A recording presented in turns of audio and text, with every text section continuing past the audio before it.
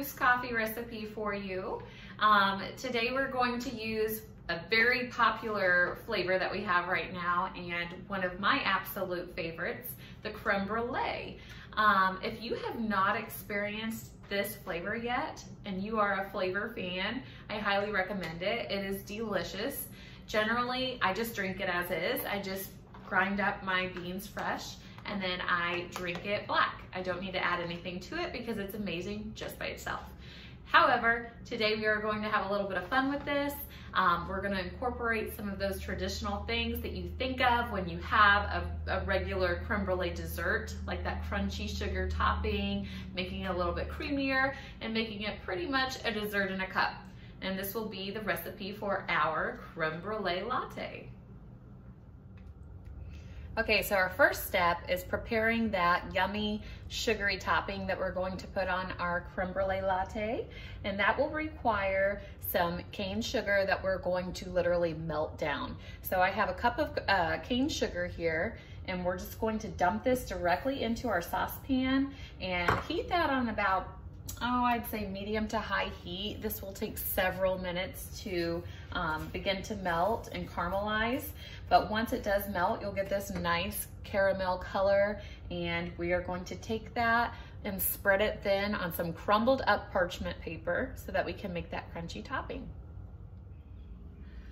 Okay, so as you can see, I have caramelized this cane sugar. And what we're going to do, so you need to take your parchment paper and crumble it up. This is going to help in the end when we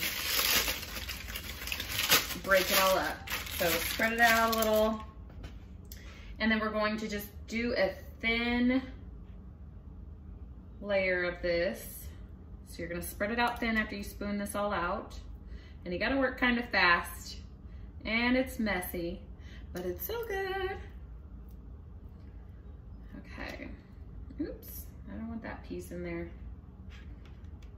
You can also do this in the oven. I like to watch it. So then you're just gonna spread this out.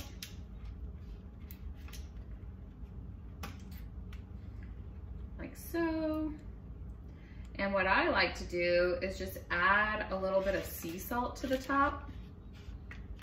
And then we're gonna let it cool and harden before we break it up. And this is going to be used as our sugary, crunchy top to our creme brulee latte. So let this cool and set and harden, and then we will move on to the next step. Okay, so now the final product. So what we're gonna do is go ahead and pour our hot cup of creme brulee LifeBoost coffee. And then we are going to add to this 1 tablespoon of that homemade vanilla syrup that we made. I would say mine's probably about 3/4 of a tablespoon. And then 3/4 of a tablespoon of the vegan caramel syrup. This recipe can be found in our hot and cold foam toppers ebook.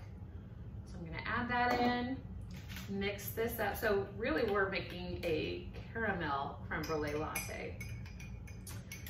Let that incorporate. I did go ahead and froth up some heavy whipping cream so that I can add to the top. And I just did that on a cold setting. I don't know, sometimes I really like to add a cold whipped topping to my coffee, not always hot. And then we have the sugar over here that we caramelized and allowed to cool. And all you have to do is just take the back of a spoon, oops, I'm dripping my coffee on it, and just kind of hit it. And it's gonna break up into little pieces. This is a fun part. So we're gonna go ahead and put some of that whipped topping right on top of that caramel creme brulee latte. And I like a generous amount of heavy whipped cream. You can do as you please, of course. And again, I told you, this is like a dessert in a cup. And we're going to go ahead and drizzle a little bit more of that caramel syrup on top. Get that out. And then just sprinkle some of that cooled caramelized sugar that we have over here. And this gets sticky, I do want to know, but it's so good and it's going to give it that texture just like a regular creme brulee dessert. And there you have it.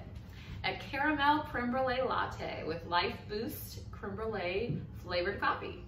Thank you, and as always, if you do try this, please let us know what you think.